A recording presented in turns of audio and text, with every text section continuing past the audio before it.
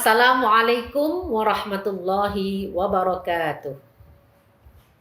A'udzu billahi minasyaitonir rajim. Bismillahirrahmanirrahim. Alhamdulillahilladzi anzalal Qur'an hudan linnasi wa bayyinatin minal huda wal furqan. Wassalatu wassalamu ala man khuluquhul Qur'an wa ala alihi wa ashabihi wa man tabi'ahum bi ihsanin ila yaumin tud'u fihil mizan, amma ba'd. Anak-anakku kelas 1 sampai kelas 6 SD Hajah Isriyati Baitur Rahman 1 Semarang serta para pemirsa yang dirahmati Allah, bersyukur pada hari ini kita masih dipertemukan oleh Allah walaupun cuma lewat media karena situasi, karena kondisi yang tidak memungkinkan kita untuk bertatap muka secara langsung. Anak-anak bisa bertemu dengan Bu Guru melalui media pembelajaran ini.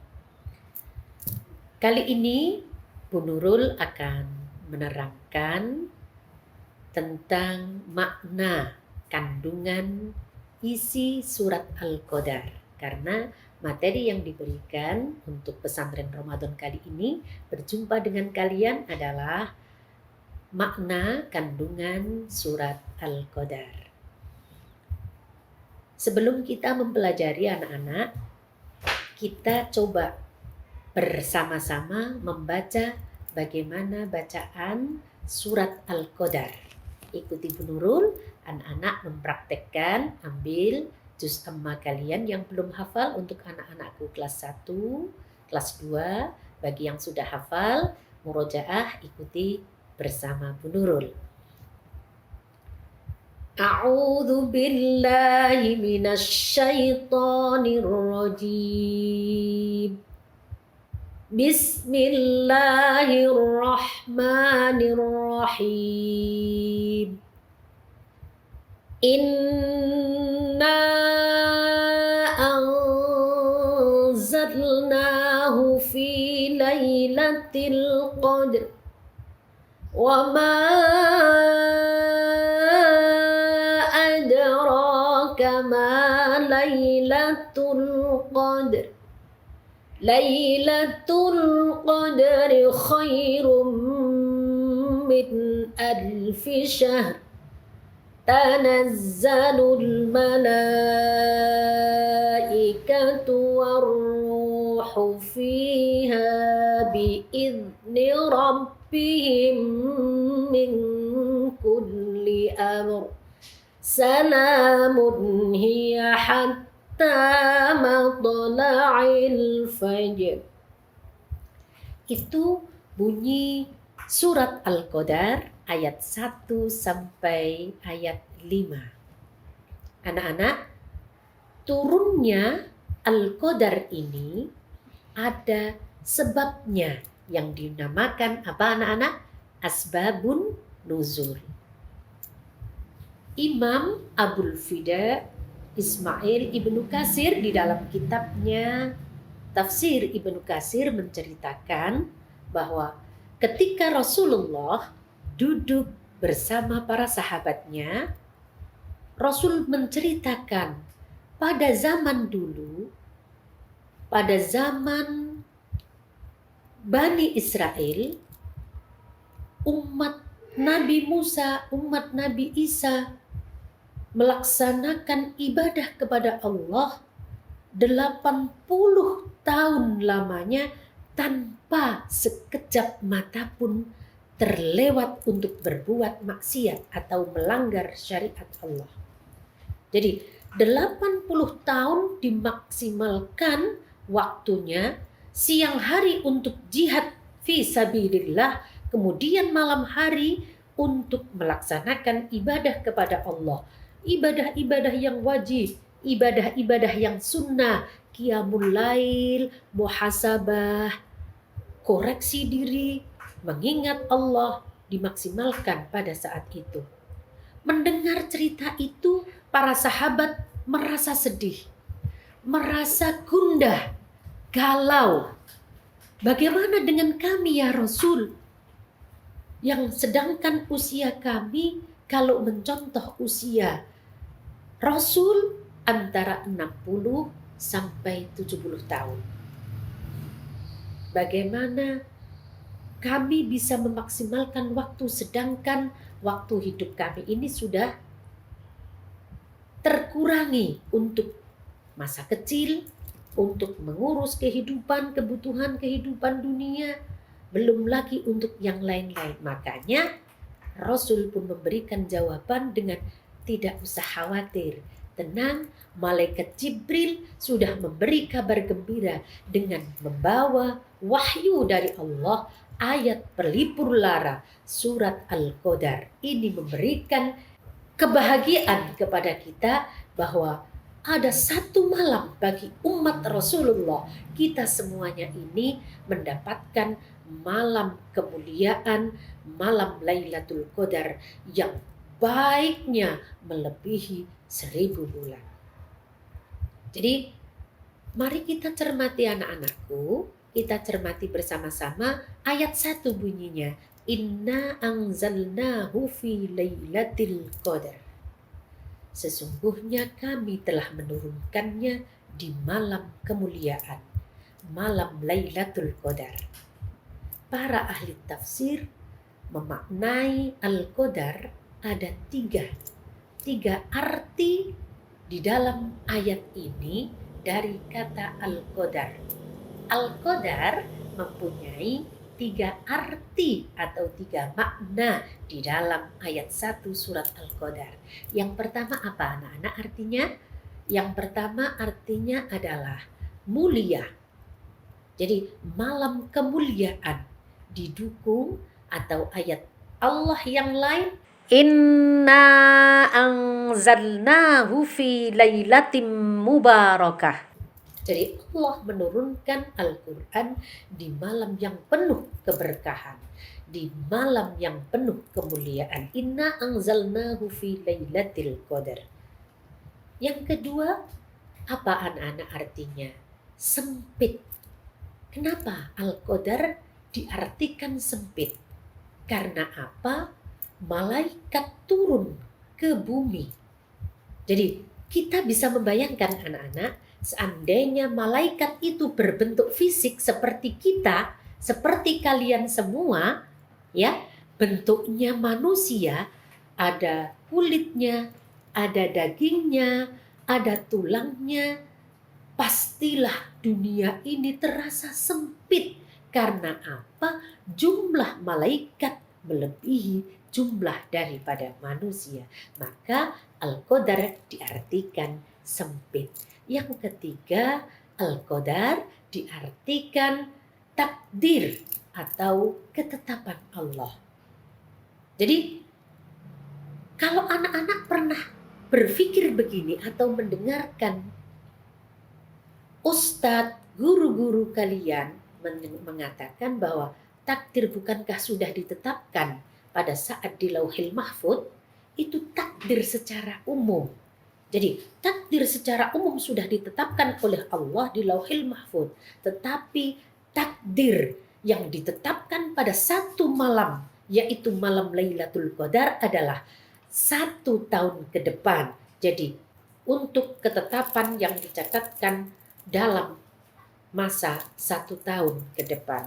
Makanya biasanya di malam suci Lailatul Qadar, di malam-malam Lailatul Qadar ini kita biasanya bermunajat, memohon kepada Allah, mudah-mudahan tahun ini kita lebih baik dari tahun-tahun kemarin, atau tahun yang akan datang lebih baik dari tahun yang sekarang. Ayat yang kedua, bagaimana bunyinya anak-anak?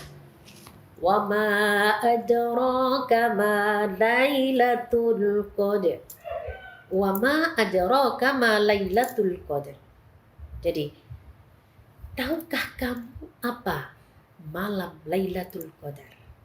Jadi, ayat ini memberikan motivasi kepada kita bagaimana supaya kita mencari tahu sebenarnya apa toh malam Lailatul Qadar itu.